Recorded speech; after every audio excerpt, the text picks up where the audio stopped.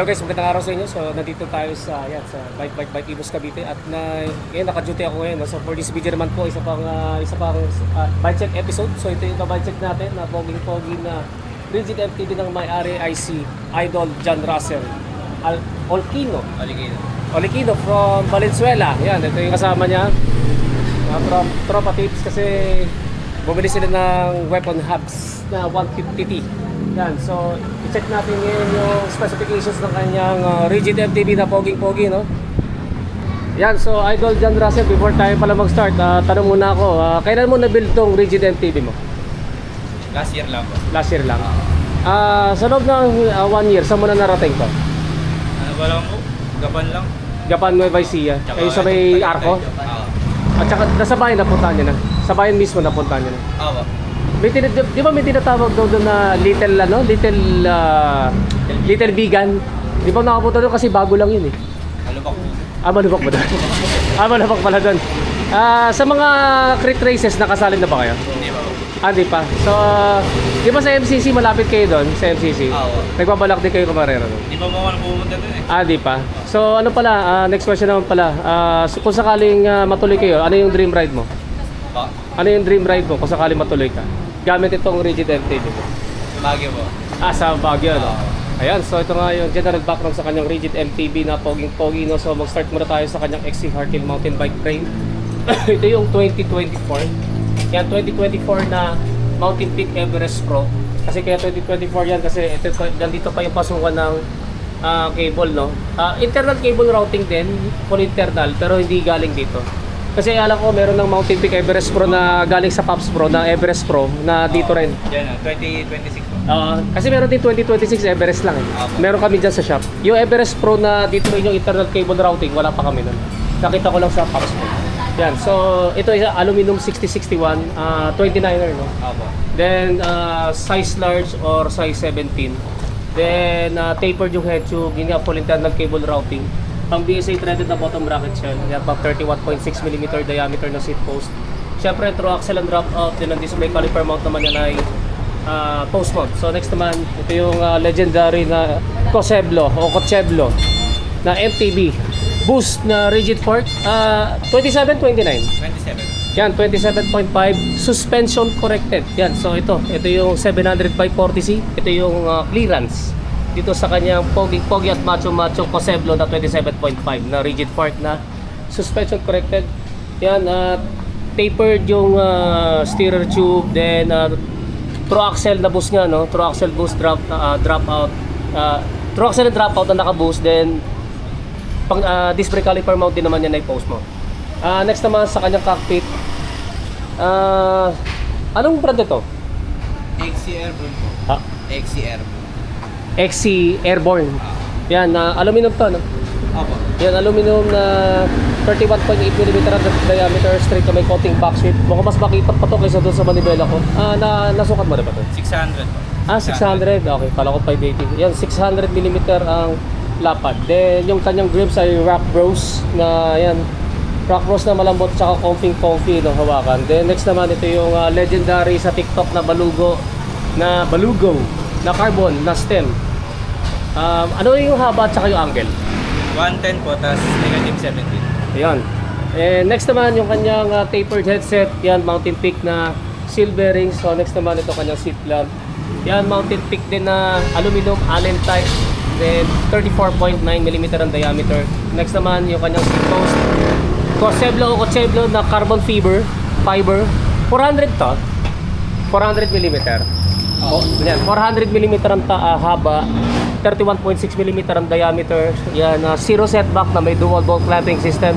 Next naman sa kanyang saddle, ano ka ulit ito? Red shift. Na, yan, may butas sa gitna. Less lang buot kasi manipis ang pump, pero nag-reflex. Tapos sa carbon railings. Mukhang ano to Di ba ito matama to? Di naman. Hindi naman masyado nag-flex, no? Oo. Baka tumama to sa young balls mo, pre. Hindi, goods pa naman. Goods pa naman eh, no? Yan, so ito yung... ito yung, ano pala, comfortable naman to sa'yo. Oo. Okay naman eh, no? Yan, so next naman sa kanyang drivetrain, yan ang pambansang drivetrain na 1x na to. Ilang speed? 12 speed. 1x12 speed. Pero parang konti lang yung Pero sprocket. ito, 10 speed lang po lang. 1x12 speed pero naging ano na, 1x10. Yan. Yun nga no, wala kayong makikita na front shifter, front derailleur, tsaka extra chain rings. Magsimula muna tayo sa kanyang shifter. Shimano Diore XT, ano to, M8000, M8100. M8100 na supposedly originally 12 speed pero since na 10 lang yung sprocket niya, kinonvert chinonap na ng 10 speed, no. So next naman sa kanyang yan, ito yung kanyang crankset, Shimano Diore XT na ano rin to, no? M8100. Opo. M8100 175. Opo, parehas lang po sila ng M5100. Okay. 175mm ang crank arm, direct mount, then yung kanyang chain ring 42T na Goldix Shoei. Hapon Yan, direct mount na chain rings na 1x, no, rounded. Ito naman kanyang, ano tong pedals mo, pre? Pero wait lang po. Aerowick na RB clipless pedals. Kahubog dito yung mga sinaunang Shimano na clipless pedals. Yan, next naman yung chain. Ano chain to, Idol? XT din po. M8100 na Shimano XT na 12 speed. Pero ito 10 speed. Alin ba? Ito ba yung cogs? Tapos ito 12 speed din. Anong brand ito? Yung cogs mo? CTTO. CTTO na 11, parang 1125. 1128. 1128. Buti wala namang problema sa shifting. Meron po, may kabyos. May kabis ng konti, pero manageable naman. Opo. Ayan. Naman sa right. Okay, so ito yung kanyang sprocket CTTO, no? Then ito naman kanyang RD, yan Shimano Diore M8100 na 12 speed pero naka-tune up sa 10 speed dahil nga ito ay 10 lang yung sprockets. So ito nga yung sa drivetrain setup na kanyang poging rigid MTB. Next naman sa kanyang wheel set, ito yung kanyang gulong, no? Gravel tires ito. Gravel tires na Maxxis, ano to? Velocita. Parang Velocita ba? 8 Maxxis Velocita na 700 by 40C. Yung tread, halos kamukha na Maxxis Refuse to 40C rin. Pinagkaiba lang. Yung kasi Refuse, lahat nakaganito. Yung nasa sentro. Ito kasi may halong ibang tread dito sa gilid, no? For grip kasi ito. For grip, optimal gripping yun.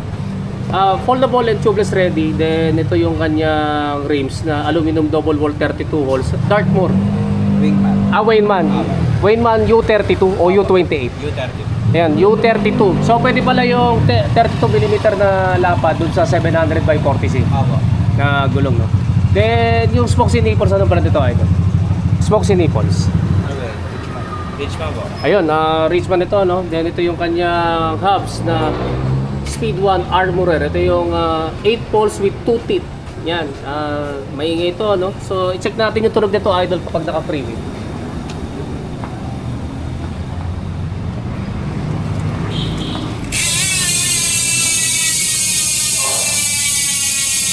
Malapit-lapit na rin sa sniper, no? Saka sa weapon.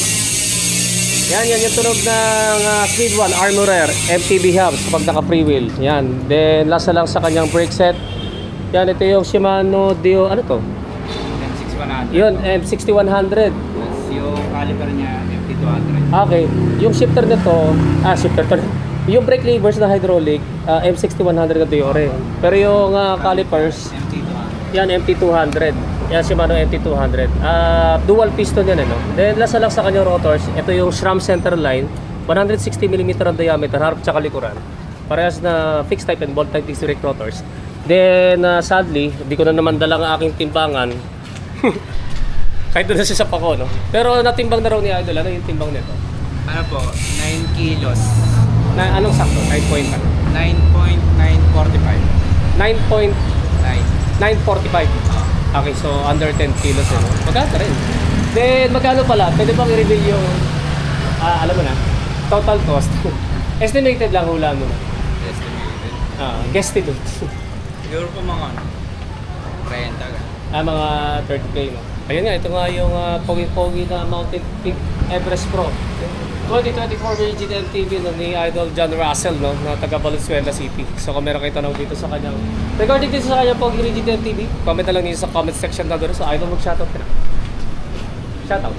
Shoutout. Wala po ba shoutout? Sino yung babati mo? Po. Pabate.